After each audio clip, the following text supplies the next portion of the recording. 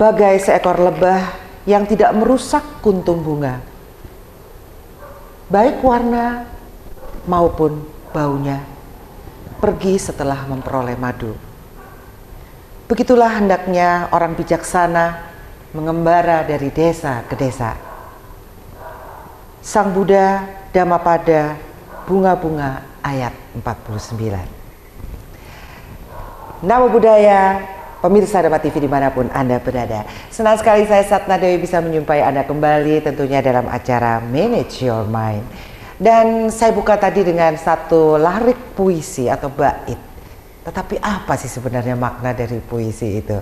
Baik pemirsa, kita akan membahas satu tema yang menarik, yaitu bencana alam menurut Buddhism. Dan tentunya dengan narasumber kita yang luar biasa, saya yakin beliau, Anda sudah mengenal beliau, yaitu Biku Dhammawicayo Mahathera. Namo Buddhaya Bante, apa kabar Bante? Sukihoto, Namo Buddhaya, semoga kebahagiaan menjadi milik kita bersama. Siapapun yang mampu membangkitkan kebijaksanaan akan menyinarin batin dan pikiran penuh damai dan bahagia. Iya, baik. Terima kasih atas kedatangannya Bante. Bante mungkin sempat melihat entah di channel di YouTube, di medsos, atau di TV tentang bencana-bencana yang terjadi di Indonesia maupun di dunia. Sebenarnya Bante, definisi bencana alam itu apa Bante? Sesungguhnya bencana alam itu adalah proses yang wajar dari siklus peredaran, permainan daripada udara, air, gerakan dari bumi, termasuk yang ada di dalam bumi, mahma itu, itulah yang menggerakkan sehingga dikatakan ada hukumnya, niyama masing-masing.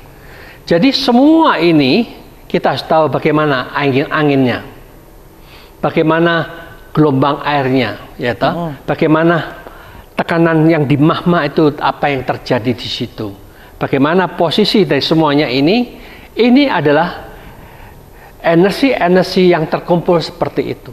Tetapi juga ada hubungan energi dari pikiran tiap-tiap individu. Nah, tiap-tiap individu itu tiap hari itu memancarkan gelombang-gelombang. Kalau banyak negatif begitu banyak. Nah, itu akan memancing di daerah itu, akan menimbulkan sesuatu bencana yang super dahsyat. Yang sedang-sedang negatifnya itu ya hanya tengah-tengah. Yang tidak ada negatifnya selalu baik, selalu positif, otomatis tidak akan terjadi musibah seperti itu.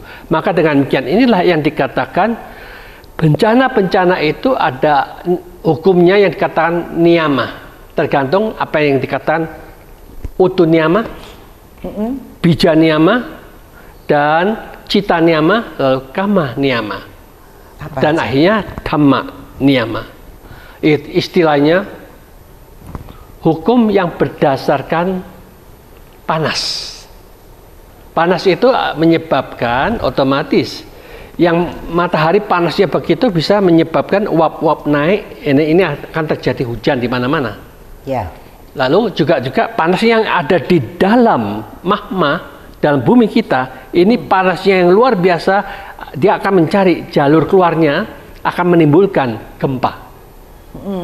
Nah, dengan sistem seperti ini juga bisa menimbulkan meletusnya gunung itu dan macam-macam. Maka dari itulah yang dikatakan semua ini juga ada hubungannya dengan cita niyama atau kama niyama. Jadi aktivitas daripada pikiran kita masing-masing itu akan membentuk gelombang-gelombang yang bisa mempengaruhi semua itu. Kalau gelombangnya jelek, otomatis ini akan gelombangnya sesuai di alam mahma. Jadi ini akan menggerakkan mahma itu karena dia begitu dongkol, benci, marahnya dominan di situ. Ini akan menggerakkan lebih aktif sehingga terjadilah musibah, ledakan-ledakan, gempa-gempa di situ. Tetapi kalau ini kebenciannya sudah bisa dinetralisir, otomatis yang di dalam itu juga mereka netral. Maka dari itulah yang dikatakan bahwa Sang Buddha itu mengajarkan dengan ilmu yang sangat-sangat ilmiah sesuai dengan gelombang masing-masing. Gelombang masing-masing ini tidak ada nama agama ini atau agama itu. Tetapi manusia yang egonya kuat selalu menekankan agama. Selalu ini aku punyaku, ini milikku, ini agamaku. Jadi sesungguhnya yang menekankan ego seperti ini itu akan bisa membuat Pancasila tidak berlaku. Persatuan Indonesia akan pecah belah. Maka itu siapapun yang bisa mempersatukan Indonesia itu harus tidak ada sarah, tidak perlu menyinggung masalah agama, tetapi bicaralah logikanya. Kalau dia bicara tidak logika, sudah akan bisa membuat pecah belah, bukan menjadi satu persatuan. Maka dengan demikian inilah yang dikatakan agama yang tidak menekankan nama agama apapun juga, tetapi menekankan bagaimana proses pikiran, bagaimana menggunakan mata, bagaimana menggunakan telinga, semuanya dibahas seperti ini. Bagaimana kita bisa menggunakan yang ada dalam diri kita ini supaya kita bersama-sama bisa menciptakan kedamaian dan kebahagiaan. Secara pribadi kita sudah mempraktekannya, dengan harapan Anda juga mempraktekannya juga sama, mendapatkan hasil yang sama. Tidak ada bedanya. Bukan berarti ayo ikut aku nanti baru masuk surga. Kalau tidak ikut aku neraka. Nah, itu sudah bicara yang tidak masuk akal, ya toh? Karena kita harus bicara logika. Tidak ada satupun ikut agama manapun juga pasti jamin masuk surga. Yang masuk surga itu ketika mereka sudah mati baru tahu di surga. Kalau belum mati ngomong surga, podo-podo mengayal diri, ya toh? Mengimajinasikan surga.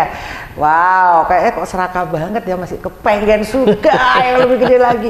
Aduh, saya kadang-kadang ya udah deh, saya nggak bisa mikir untuk itu. Bante, itu tadi ada utu niyama, itu apa Bante? Utu niyama itu yaitu namanya panas dan dingin itulah. Oke, nah sekarang di dalam tubuh kita Bante, siapakah sih sebenarnya yang memerintah di tubuh kita ini? Apa bedanya pikiran dan kesadaran Bante? Ya, inilah yang dikatakan. Apa saja sih bedanya? Sesungguhnya kita harus tahu bahwa sadar itu ada berapa macam kesadaran. Sadar yang melalui mata, sadar melalui telinga, sadar melalui hidung, sadar melalui lidah kita, dan sadar melalui tubuh jasmani kita. Jadi sadar itu hanyalah sensasi yang ada di dalam kelima indera kita yang akan menimbulkan bentuk-bentuk berbagai macam pikiran. Aku menyadari penglihatan, aku menyadari pendengaran, aku menyadari penciuman, aku menyadari sensasi melalui lidah kita, aku menyadari panas dingin melalui tubuh kita, dan macam-macam. Maka dari itu yang dikatakan pikiran itulah permainan yang ada di otak kita. Mikir ini, mikir itu, mikir macam-macam. Jadi dengan demikian inilah yang dikatakan belajar untuk memahami bagaimana kita bisa menggunakan semua ini dengan tepat. Bagaimana arahnya yang tepat, bagaimana yang bisa membawa kita dapat manfaatnya, bagaimana ini bisa berguna, yang tidak berguna ya langsung aja buang. Yang disebut sang pengendali itu siapa sebenarnya? Aku yang mengendalikan itu siapa? Sesungguhnya tidak ada yang dikatakan aku yang mengendalikan, tetapi kita harus tahu bahwa semua itu adalah tergantung kebiasaan demi kebiasaan latihan. Kalau kita tidak latihan, pengendalian juga tidak bisa.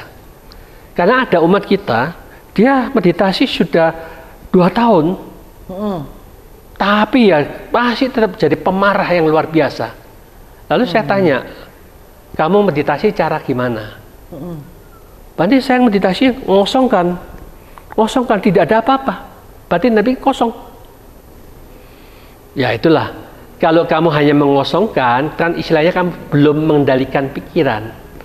Otomatis kamu tidak bisa mengendalikan emosi kamu.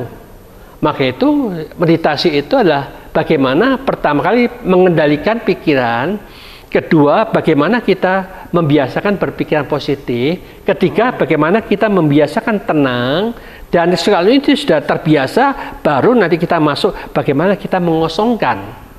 Nah, baru ini ada perubahan-perubahan di dalam pengendalian pikiran kita. Perubahan-perubahan membuat kita berpikiran positif. Nah, inilah yang dikatakan kalau kita salah masuk dan langsung yang seolah-olah tinggi, kosong, kita tidak akan mendapatkan perubahan apapun di dalam pengendalian pikiran. Maka itu Sang Buddha ngajak kita ikutin dasar demi dasar, jangan langsung yang tinggi. Akhirnya kita tidak mendapat manfaatnya. Maka itu dasarnya itu bagaimana mengendalikannya. Ternyata Sang Buddha mengajak kita dengan sederhana, latihlah pikiran ini hanya memperhatikan ke nafas. Ini yang utama, fokus ke nafas, fokus ke nafas. Tapi pikiran masih loncat sini, loncat sana, lari situ. Tidak apa-apa, tarik lagi ke nafas. Mikir yang ini, mikir yang sana, mikir yang situ lagi, tarik lagi ke nafas. Jadi ini tarik kembali, tarik kembali, tarik kembali. Itulah latihan mengendalikan. Kalau kita sudah mengendalikan seperti ini, mungkin kita latihan cukup 2 minggu ada perubahan. Kita mampu mengendalikan emosi kita. Kalau kita tidak latihan, bolong-bolong, seminggu baru latihan. Aku tiap minggu Bante latihan mengendalikan pikiran. Lalu kok masih tetap emosi ya Bante? Lah iya, kamu hidupnya 6 hari nggak latihan. Latihan cuma berapa menit, lalu minta bisa langsung mengendalikan, ya sulit. Semua kan tergantung kebiasaan kita. Harus latihan tiap hari, kendalikan, baru kamu bisa terkendali. Jadi agama itu kalau hanya teori tok, omong tok, tidak ada hasilnya. Jadi kasihanlah banyak guru-guru agama tetap stres juga gurunya karena dia tidak mengerti dirinya. Itulah sayang sekali. Oke, baik. Ya, jadi itu adalah bagaimana mengendalikan pikiran kita ternyata harus bertahap. Baik, kita akan ketemu di segmen berikutnya. Untuk itu jangan kemana-mana. Ya, baik, pemirsa Dharma TV, masih bersama saya Satna Dewi dengan tema bencana alam menurut Buddhism. Bante, kalau kita berbicara alam, sebenarnya kita manusia itu juga bagian dari alam atau isinya alam. Bagaimana Bante kalau menurut Buddhism? Siapakah manusia ini dibandingkan dengan alam? Ya, inilah yang dikatakan alam ini dengan manusia itu sesungguhnya kondisinya sama-sama ada padatnya, sama-sama ada cairannya, sama-sama ada uapnya, karena sama-sama ada panasnya. Nah, itulah selama sama-sama itulah yang dikatakan kita dengan alam ini tidak ada bedanya. Maka itu Sang Buddha bisa mengatakan, cobalah kamu renungkan. Pernahkah kita merenungkan bahwa diri kita itu sama dengan tanah? Bagaimana sifat tanah itu?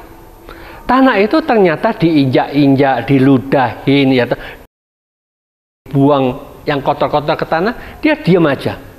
Alangkah indahnya kalau kita bisa menganggap aku adalah tanah yang kokoh dan kuat, direndahkan, dicaci maki, dibuang sampah apapun juga, pikiran tidak tergoncangkan. Nah, itulah kalau kita bisa menganggap kita ini bagaikan tanah. Disitulah yang belajar untuk menjadi bijaksana mengatasi semua problema tergantung pikiran kita. Kalau kita bisa menganggap kita bagaikan tanah, direndahkan ya silakan, diinjak-injak ya silakan, tapi tetap kita tenang dan damai. Kalau kita diinjak, dicaci maki, dimarahin, langsung kita ngomel, marah, berarti kita sudah terpancing. Memang mereka sengaja untuk membuat kita tidak bahagia. Nah, itu kita tahu bahwa kita semua harus menciptakan kedamaian, itulah kebahagiaan kita. Maka itu kita kalau bisa mengikuti cara Sang Buddha berpikiran, kita ini adalah sama dengan alam semesta ini, otomatis kita tidak akan bisa menderita. Kalau kita juga begitu, apapun yang kotor-kotor dari luar mereka lempar kepada kita, kita bagaikan air. Akhirnya kita tetap menjaga ketenangan, kedamaian, tidak ada reaksi dari air itu. Batin kita juga tidak ada reaksi apapun juga, kita tetap tenang dan damai. Seperti itulah yang dikatakan memahami bahwa kita dengan alam itu sama, sehingga itu diterapkan untuk pola pikir kita sehingga kita bisa mendapatkan manfaat daripada alam maupun dengan manusia itu bagaimana sama-samanya dan bagaimana manfaat yang akan kita dapatkan. Nah, itu lebih penting daripada sama atau tidak. Gitu. Oke, air udah Bante. Saya mau lagi udara Bante. Kalau udara gimana? Sifat udara? Ya, air itu juga 75% tubuh kita juga air kan Bante? Iya. Jadi ada satu sifatnya yang baik adalah mengalir ke bawah. Nah, salah satu sifat memenuhi ruang-ruang yang kosong. Jadi bagaimana berbagi gitu untuk mengisi kekurangan yang lain. Seperti itu. Itu mungkin sifat-sifat positif dari air juga ya Bante. Terus kemudian udara Bante. Gimana kalau udara Bante? Udara ini kita hirup loh. Udara ini bisa bergerak, itu kan adanya perbedaan antara panas dan dingin. Mana yang akan menjadi positif dan mana yang negatifnya. Kalau ini kekurangan, otomatis yang positif ini menuju yang kurang itu. Demikian juga sebaliknya, ada satu saat yang sini yang positif, yang sini kurang, dia akan berubah. Makanya itu kalau kita lihat, angin itu juga terkadang kan berbeda-beda arahnya. Jadi dengan demikian inilah yang dikatakan dia akan selalu mengarahkan perbedaan sesuai dengan positif dan negatif. Tetapi bagaimana kita ini supaya hanya di tengah-tengahnya, bukan ke arah positif juga bukan ke negatif, otomatis kita pahamin bahwa tubuh kita juga ada udaranya. Udaranya ketika kita perut kembung akhirnya ya waduh ini mau keluar ini. Keluar angin. Keluar anginnya, ya toh? Kita kentut, atau kita menguap, ya toh? Nah, dengan demikian inilah yang dikatakan ada panas yang menyebabkan akan menimbulkan udara yang akan menekan sesuatu, tekanan ini akan membuat kita keluar dari bawah atau mungkin dari mulut kita. Itulah yang merupakan hukum kewajaran. Maka dari itu kita juga memahamin siapapun juga punya angin yang sama seperti itu. Angin ini juga bukan suku ini atau bangsa itu, agama ini atau agama itu, kita sama semuanya. Yang padat juga sama, tidak ada yang dia tahu apa-apa. Badan kita itu nggak ada yang, tidak ada yang tahu lah. Yang tahu sesungguhnya pikiran kita. Maka dari itu kita kalau mengatakan masalah bangsa, sesungguhnya sudah tidak usah diatur lah. Karena itu nggak ada, cuma kita yang menandai aja gitu. Yang mengadang-adangkan ya toh, memberikan nama, oh kamu suku ini, kamu bangsa ini, itu adalah konsep-konsep duniawi yang menyebabkan tidak terjadinya persatuan. Tetapi kalau kita satu kesatuan, itu bagaimana kita bersatu, memiliki tubuh ini, caranya supaya kita menggunakan tubuh ini jadi sehat, jadi mantap, jadi kokoh. Nah, manfaatkan tubuh ini untuk meningkatkan kesejahteraan, meningkatkan ilmu-ilmu kita, jadi mengembangkan apa yang bisa dikembangkan, terutama ya juga mengembangkan batin dan pikiran kita, supaya kita bersama-sama bisa meningkatkan batin dan pikiran kita lebih maju dan lebih berkembang. Dengan memahami seperti inilah yang dikatakan kita memahami apa itu utu niyama, apa itu bija niyama, kama niyama, cita niyama, dan dhamma niyama. Nah, itu 5 faktor ini kalau dipelajarin, semua itu ada hukumnya. Hukumnya adalah hukum sebab akibat, sebab akibat. Kita memahami hukum sebab dan akibat itu akan membuat kita bagaimana, sebab apa yang bisa membuat kita tambah maju, sebab apa yang membuat kita tambah merosot, sebab apa kita bisa jadi satu, sebab apa yang menyebabkan kita bisa pecah belah. Maka itu kalau kita lihat ada kelompok-kelompok yang ingin memecah belah negara ini, ya akhirnya sebabnya itu dipakai. Oh, kita pakai sara ini, ya toh? Menjelekkan sini, agama itu diadu domba, ini diadu domba, suku ini sudah adu domba, macam-macam seperti itu. Mereka tidak mau kerja, korupsi semua, seolah-olah pemerintah itu tidak memperhatikan rakyatnya supaya rakyatnya benci sama pusat. Akhirnya yang salah bukan pemerintah, sudah ada dana tapi disalahgunakan oleh mereka. Otomatis kita yang bijaksana memahami seperti ini, ya itulah namanya yang salah, itulah mereka itu yang serakah-serakah, dan hukumnya yang tidak berat menyebabkan mereka berani melakukan seperti itu. Tetapi coba ditegaskan, kalau sudah ngomong siapapun yang melanggar bansos, bantuan sosial, dikorupsi, tidak ada pandang bulu, harta semuanya itu ditarik kembali dari anaknya, cucunya, familinya yang kiriman dari dana ini ketahuan, tarik kembali semuanya. Nah, siapapun juga yang terima ditarik kembali. Jadi dengan demikian ya tidak ada penyelewengan dari sana, ketahuan mereka kemana saja uangnya, karena ada penyelewengan yang tidak tepat arahnya, tidak tepat gunanya, ditarik semuanya. Kalau mereka tetap tidak mau dibubarkan, ya partai-partainya itu ya yang nggak beres semua. Itu harus tegas itu. Kalau nggak tegas seperti ini ya memang serba repot. Cuma satu lawan 1000 kalah ya. Iya Bante. Jadi memang ada apa ya, suatu hal yang tersistem untuk bisa mengambil mungkin ya dana-dana. Ya itu kan sudah lihat kita konspirasi yang sudah sekian 20 tahun, 32 tahun yang lalu begitu, 10 tahun terakhir ya seperti itu. Bagaimana sekarang digunakan oleh mereka saat ini seperti ini?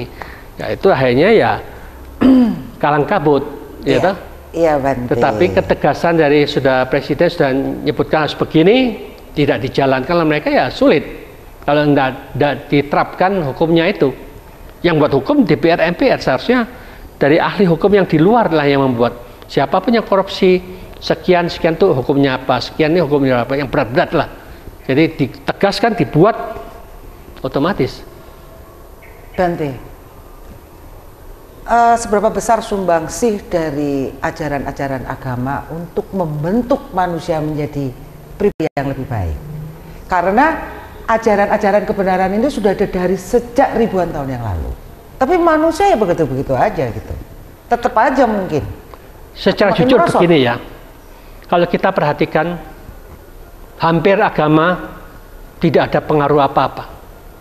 Kecuali agama yang menekankan untuk menunjukkan jalan yang benar itu yang mana, jalan yang salah itu yang mana, sumbernya dari mana. Kalau ini ditunjukkan dengan jelas bahwa semuanya kesalahan itu berada dalam keserakahan, berada dalam kebencian, berada dari kebodohan tidak mengolah cara berpikir, sehingga ini yang berkembang terus. Keserakahan berkembang, kebencian berkembang, kebodohan tetap berkembang. Tetapi bagaimana itu bisa mengobatin keserakahan dengan cara apa, mengobatin kebencian dengan cara apa, mengobatin dengan kebodohan dengan cara apa? Semua ini kalau dijalankan baru ada jalan keluarnya, karena sumbernya dari pikiran kita. Kalau pikiran ini dikasih program yang salah terus, otomatis tidak ada satupun yang bisa mendatangkan manfaat. Maka itu kita harus jujur dengan tahu bahwa sesungguhnya siapa yang menciptakan agama itu. Oke, baik. Jangan dikasih tahu bocorannya Bante nanti dulu. Baik Pemirsa Dharma TV, siapa yang menciptakan agama? Nanti jawabannya di segmen berikutnya. Jangan kemana-mana. Ya Pemirsa Dharma TV, masih Manage Your Mind bersama saya Satna Dewi dan tentunya bersama narasumber kita Bante Dhamma Wijaya Mahatera, bencana alam menurut Buddhism. Bante, ini ada pertanyaan begini. Dalam ajaran Buddha, lingkungan terbagi atas 3 kelompok dasar. Yang pertama bagi lingkungan fisik, kedua lingkungan biologis, dan ketiga lingkungan sosial. Bagaimana ketiga unsur tersebut bisa mempengaruhi terjadinya sebuah bencana? Ya otomatis bencana otomatis yang terlihat ya bencana yang terjadi karena lingkungan sosial ini penting sekali ya toh. Kalau sosial ini dia tidak bisa menjaga bagaimana kali-kali atau sungai-sungai itu, dia bisa terjadi penyumbatan di sini, penyumbatan sana yang menyebabkan banjir ya toh. Maka itu kalau kali-kalinya dikeruk terus, dibersihkan terus, yang kotor-kotor itu semuanya lancar, tidak ada terjadi banjir. Demikian juga kalau kita perhatikan got-got yang dibuat oleh jalan-jalan biasanya berapa? Pendek. 10 kali 10 ya, sekedar aja dibuat gitu. Coba kalau kita lihat yang lama-lama zaman Belanda itu, mereka buatnya 1 meter, dalamnya 2 meter. Betul. Nah, dengan cara seperti ini kita lihat ada sesuatu yang salah di dalam cara mengatasi lingkungan, sehingga banjir terjadi di mana-mana karena ketidaktahuan mereka untuk memanage bagaimana supaya air itu tidak tergenang. Ketidaktahuan atau kebocoran yang bisa juga itu penyebab utama ya karena keserakahan mereka supaya mereka dapat kelebihan Ya itu bisa dibagi-bagi. Itu yang dipikirkan oleh mereka. Kalau insinyur-insinyur kita pastilah dapat pelajaran yang benar, Bante. Tapi begitu mereka terjun di lapangan, iya kan? Apa yang terjadi gitu loh? Ya, maka dari itulah sekarang kalau sudah ilmunya sudah korupsi merajalela seperti ini, memang satu-satunya itu harus ada satu hukum yang tegas. Kalau tidak tegas ya selamanya tidak akan berubah. Menurut Bante, hukum sebab akibat yang terjadi di semesta ini, jikalau ada orang yang mengambil hak yang bukan miliknya dia, seperti kasus-kasus para koruptor ini, Bante, ada yang mengatakan, dia korupsi dia tetap kaya, kenapa kita nggak korupsi aja gitu, dia nggak jadi miskin kok, misalnya seperti itu. Menurut ini hukum alam ya Bante ya, bukan hukum negara. Hukum negara mungkin masih bisa direkayasa dengan permainan hukum. Tetapi menurut hukum semesta gimana Bante? Ya, mengikut hukum semesta ini otomatis kita harus paham juga, kalau kita serang korupsi, korupsi ini sesungguhnya untuk siapa? Ditujukan untuk 5 juta manusia misalkan. Sudah disiapkan dananya segini untuk 5 juta. Berarti dia mengkorupsi sesungguhnya ini dipentingkan untuk 5 juta orang itu. Tapi ngambil dikit kok Bante. Ngambil dikit dari semuanya. Ini kalau diambil otomatis sedikit apapun juga, katakanlah kalau 5 juta itu masing-masing tiap harinya seharusnya dapat 50.000 lah katakan ya. Jadi kita ambil 5 juta otomatis. Berarti kan kita ambil dari dapat 50.000 kali berarti kita berapa? 50.000 jadi 100 untuk 100 orang seharusnya ya toh. Kalau ini sedikit di sana sedikit, sana sedikit. Akhirnya kan seharusnya 5.000 untuk 100 orang, 100 orang, 100 orang dikorupsi digunakan untuk kepentingan pribadi. Otomatis dia menanam bibit yang negatif untuk 100 biji yang seharusnya dia kalau dapat diberikan pada 100 orang itu, mereka tidak kelaparan hari itu, dapat makanan. Tetapi karena dia tidak dapat, otomatis kelaparan. Kalau tiap hari seperti itu, berulang-ulang seperti itu, ya otomatis dia menderita berhari-hari juga. Tetapi kita sudah menanam bibit 100 biji yang membuat kita lapar dan haus. Nanti dalam kehidupan yang akan datang itu ya kita akan menerima lahir di alam satu kali itu bisa untuk 7 hari lapar dan hausnya. Kalau kita ada 100 bibit berarti kita harus menempuh 700 hari. Kalau kita 1000 orang lebih banyak lagi. Kalau sekian lama kita berbuat dosa seperti itu lebih lama lagi. Jadi dengan demikian tiap hari kita menaburkan yang negatif itu hitung aja, bisa dihitung itu. Kalau kita 1 juta orang ya otomatis nanti 7 juta tahun. Kita lapar, kita haus, kita kedinginan, kita kepanasan, kita menderita. Tetapi nanti kalau ini kekuatan hanya habis, kita nanti masuk lahir sebagai manusia misalkan, atau ke alam binatang. Karena hukum karma itu juga bukan ciptaan Sang Buddha, bukan kita harus percaya, tetapi dia berproses secara alami. Kamu percaya, nggak percaya, tetap jalan seperti itu. Jadi ini bukan menekankan siapa yang percaya dan siapa yang tidak percaya, tetap berproses apa adanya. Lingkungan fisik itu yang gimana ya Bante ya? Lingkungan fisik itu ya otomatis kita harus tahu seperti di Jakarta, mengapa Jakarta itu banjir? Ya kita harus menyelidikin sebabnya airnya datang dari mana. Datangnya kan dari Bogor toh. Dari Bogor ini kalau kita hanya ngatasin yang di Jakarta itu tidak tepat arah. Seharusnya yang dibereskan yang air yang dari Bogor itu, yang dikatakan di tempat bendungan ini sudah tingkatan segini berbahaya untuk Jakarta. Nanti 8 jam akan mengalir terjadi kebanjiran di Jakarta. Kan sudah tahu toh 8 jam kemudian akan terjadi. Jadi dengan demikian ini otomatis yang di sini ini harus dipikir sekitar sini itu harus dicarikan. Harus dibuang kemana airnya? Salurannya. Salurannya harus dibuang untuk dibuat dam kanan atau kiri. Nah dengan mungkin airnya ini bisa dialirkan ke Jakarta itu berapa juta kubik. Nah otomatis kalau ini dihitung-hitung 200 meter kubik misalkan, 200 juta meter kubik, ya otomatis kita siapkan 200 juta meter kubik yang kanan, yang kiri juga 200 juta kubik otomatis. Kalau dua-duanya disiapkan 200 juta, kan pasti tidak akan kekurangan toh untuk melemparkan airnya ke sana, otomatis sudah sampai airnya menuju ke Jakarta. Ini namanya menjaga lingkungan dengan tepat arah. Kalau kita lingkungan yang pada daerahnya masing-masing ya menjaga kebersihannya itu.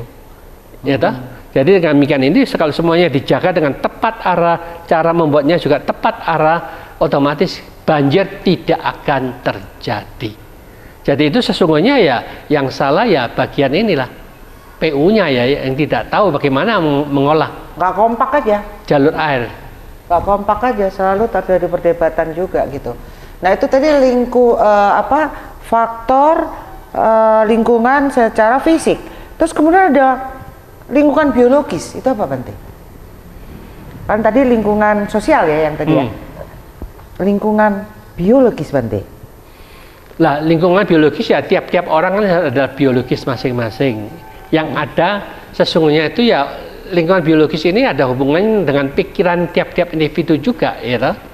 Jadi individu itu kalau pikirannya itu gelombang pikirannya itu ya ngawur terus ya, akhirnya udaranya juga amburadul juga, tidak terkacaukan juga, gelombang pikirannya itu mengacaukan, yang di atas juga ikut kacau, gelombang udara juga ikut kacau. Jadi dengan demikian itulah cuaca juga tidak menentu, hujan juga tidak tepat arah, akhirnya karena itulah yang dikatakan tiap-tiap orang itu biologisnya itu dikembangkan dengan tepat arahnya bagaimana, terutama pikirannya itu masing-masing bisa terkendali, masing-masing bisa punya berpikiran positif, masing-masing bisa menenangkan gejolak pikirannya itu supaya gelombang-gelombang positif ini akan menjadi sarana yang bisa membuat gelombang yang di atas juga tertata dengan baik sehingga tidak kacau seperti sekarang, terkadang hujan, terkadang tidak, terkadang tahu-tahu datang angin besar dan macam-macam. Oke, baik. Dalam ajaran dalam Buddhis juga dikatakan bahwa krisis lingkungan hidup merupakan manifestasi dari krisis krisis moral Bante. Semua yang terjadi berdasarkan pada hukum sebab akibat. Apakah benar demikian? Apakah moral mempengaruhi itu? Jangan dijawab dulu Bante. Baik, pemirsa Dharma TV, jawabannya ada di segmen berikutnya. Jangan kemana-mana. Baik, pemirsa Dharma TV, ada pertanyaan tadi yang belum terjawab, yaitu dalam ajaran Buddha, lingkungan terbagi atas 3 kelompok dasar, yaitu pertama lingkungan fisik, kemudian biologis, dan lingkungan sosial. Nah, dikatakan bahwa krisis lingkungan hidup merupakan manifestasi dari krisis moral. Semua yang terjadi berdasarkan hukum sebab akibat. Apakah benar demikian? Mari kita tanyakan kepada Anda. Ya, otomatis krisis moral itu yang menyebabkan karena kita ini diliputin oleh keserakahan yang berlebihan toh. Yang seharusnya katakanlah gotnya itu bisa dibuat untuk tujuannya seharusnya 1 meter kali 1 meter. Tetapi karena krisis moralnya, keserakahannya itu kuat, jadi ini diperkecil. 1/10-nya yang diambil, 10 cm kali 10 cm. Banyak juga. Jadi ya, panjang lagi. Iya, bukan 1/10, ini 1/100 ya. Iya dah. 1/100 yang diambil cuma sekecil yang mereka buat. Otomatis seharusnya kalau dibuat 1 meter kali 1 meter, otomatis tidak ada kesempatan air tergenang, banjir tidak akan muncul. Maka dari itu itulah yang dikatakan akan menyebabkan air semuanya lancar. Demikian juga tahu juga seharusnya yang dikatakan bagaimana air itu dipercepat dibuang ke laut, tetapi satunya yang bilang salah, itu air itu harus masuk ke bumi. Akhirnya tidak dibuat apa-apa, dibuat apa itu? Sumur resapan. Sumur resapan, malah salah besar karena sumur resapan ternyata ketika digali sudah ada airnya. Itu bukan sumur resapan. Itu namanya menggali untuk membuang duit negara. Sumurnya katanya 8 juta itu satu sumurnya. Kita buat di sini cuma 300.000 sudah jadi. Tapi berfungsi nggak sumur resapan itu Bante? Menurut risetnya Bante kemarin?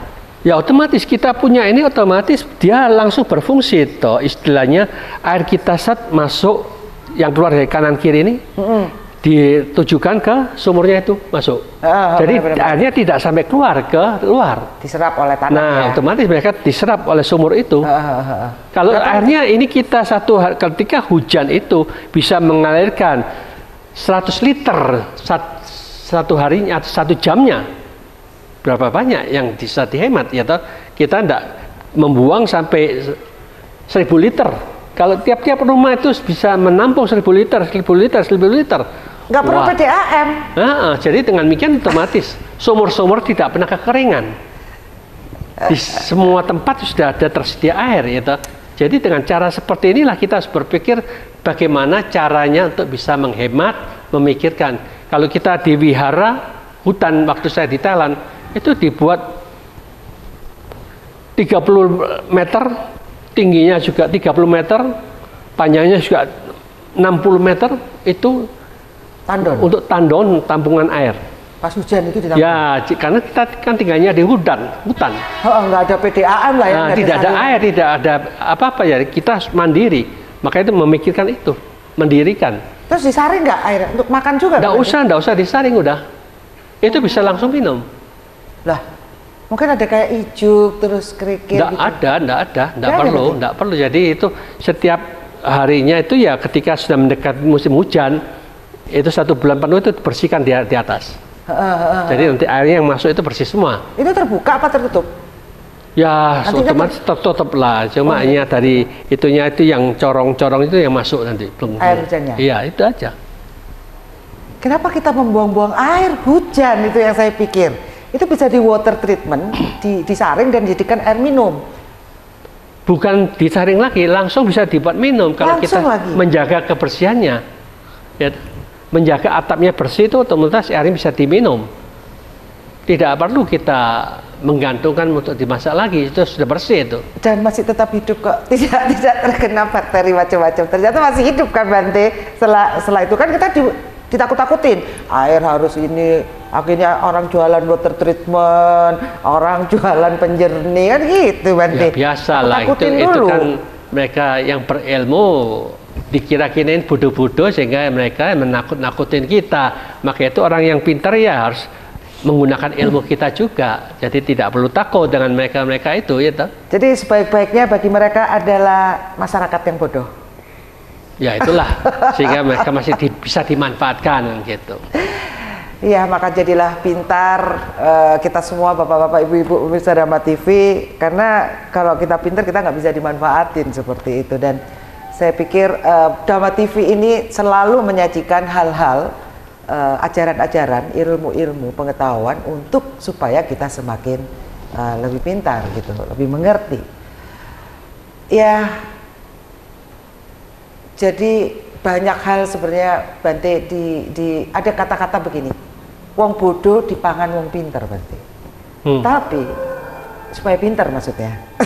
Orang bodoh dimakan dulu nih sama orang pinter supaya dia pinter akhirnya gitu. Tapi orang pintar kalah dengan orang yang mengerti. Dan mengerti itu kalahnya dengan orang yang selalu berhati-hati. Dan orang yang berhati-hati sebenarnya kalah dengan orang yang bijaksana, katanya gitu Bante. Jadi tingkat spiritualnya masih ada nih, kebijaksanaan. Ini adalah tangga-tangga tahapan manusia, dan mungkin sebagian besar dari kita ini masihlah bodoh gitu, miskin pengalaman lah dalam hidup. Ya itulah istilahnya kan, memang kita paham bahwa manusia itu bagaimana dia mengalahkan orang bodoh, sesungguhnya dia hanya mencari keuntungan dari sana. Betul. Ilmu ini adalah ilmu yang rendahan, hanya untuk mencari keuntungan secara pribadi. Ya. Tetapi orang yang bijaksana itu, mereka itu tidak mau merugikan siapapun juga dan tidak mau memanfaatkan apapun juga, tetapi mereka berusaha untuk mengendalikan dan mengembangkan inti poin yang terpenting di dalam mengolah cara berpikir yang lain dari yang lain, sehingga kita bisa menjadi manusia yang mandiri, tidak menggantungkan kekuatan manapun juga. Mandiri ya Bante ya? Ya, self development yang harus kita bangkitkan. Oke, self development. Nah, Buddhis menunjukkan cara pemecahan masalah krisis lingkungan. Bagaimana caranya? Lah ya itu kalau krisis lingkungan itu kan sudah dikatakan bahwa kita harus memahami pertama kali kita harus menjaga pikiran kita masing-masing. Ya. Kalau kita sudah menjaga kebersihan dengan sendirinya kita punya kewajiban untuk menjaga kebersihan dan kerapian di tempat kita masing-masing. Bagaimana kita menyapu, membersihkan, membuat tandon-tandon yang penting ya toh. Bagaimana kita mengisi supaya apa yang perlu dikembangkan di tempat kita masing-masing. Otomatis setiap orang memikirkan, menggunakan pikirannya untuk menganalisa dan menyelidiki semua itu, menjaga kebersihannya, menjaga apa yang perlu disiapkan, apa yang perlu dikembangkan di tiap-tiap daerahnya masing-masing. Otomatis itu akan menjadi kemajuan dalam lingkungan mereka pribadi masing-masing dengan sebaik-baiknya. Maka dari itulah yang dikatakan kalau tiap wihara itu memang sudah ada seperti apa? Reservoir juga. Ada tanah yang digali sedemikian rupa untuk siap air situ banyak. Jadi ini nanti bisa dipakai ke sawah-sawah begitu. Jadi dengan memikirkan untuk kepentingan masyarakat juga tiap-tiap wihara juga ada sekolahan itu. Mereka ada sekolahan-sekolahan untuk membantu orang-orang yang desa yang tidak mampu untuk bisa mengembangkan itu. Baik. Ini sebagai bagaimana umat Buddha ramah kepada lingkungan, menjaga hidup selaras dengan lingkungan dan juga memperlakukan alam semesta ini dengan baik. Baik Bante, ini ada 3 menit untuk bisa kita tarik kesimpulan Bante. Monggo Bante. Alam semesta di dunia ini digerakkan oleh pikiran kita bersama. Pikiran merupakan inti poin yang sangat penting. Marilah kita menggerakkan arah pikiran ini dengan tepat arah dan memahami apa yang menjadi masalah yang menyebabkan kita tidak tenang dan tidak damai. Gangguan-gangguan dari sensasi-sensasi yang kita cari terus-menerus selama ini ternyata tidak menghasilkan untuk kemajuan batin dan spiritual kita. Alangkah indahnya kita jangan mencurahkan waktu dan tenaga serta pikiran kita kembali dengan cara yang lama, tetap membuat kita gelisah, bingung, takut, cemas, kacau, frustrasi, tidak puas karena kita tetap mencari sensasi yang kita harapkan untuk mendatangkan kebahagiaan. Karena salah arah membuat kita tetap seperti itu. Kita sekarang rubah dengan berani, revolusi dalam batin dan pikiran kita.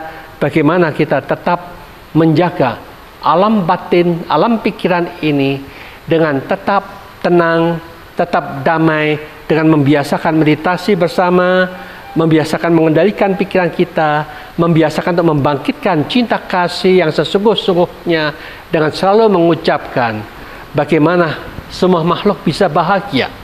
Karena Sang Buddha katakan kebahagiaan itu bukan terletak di agama kita, tetapi terletak bagaimana kita bisa membangkitkan pikiran-pikiran positif dimanapun juga kita mengucapkan Buddho, Buddho, Buddho, artinya sadar, damai, sempurna. Disitulah pikiran positif akan membuahkan kebahagiaan.